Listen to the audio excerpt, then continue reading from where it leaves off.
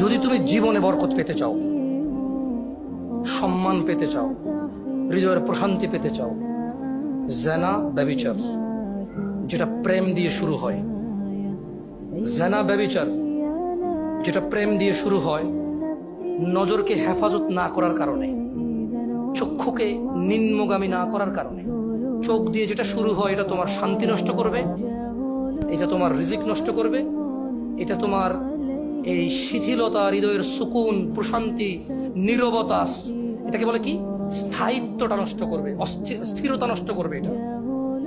ছোট ভাই, তোমার প্রতি আমার নসিহত, তুমি কে নীল পড়ছে, লাল পড়ছে, কে ছোট পড়ছে, কে বড় পড়ছে, তুমি এগুলা মেজারমেন্ট করার দরকার নাই।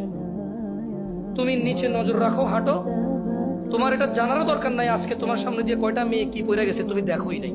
তুমি নিচে হাঁটো, যথাসম্ভব তুমি যতটুকু নিচে দেখে হাঁটা সম্ভব তুমি তোমার চোখকে হেফাজত করো।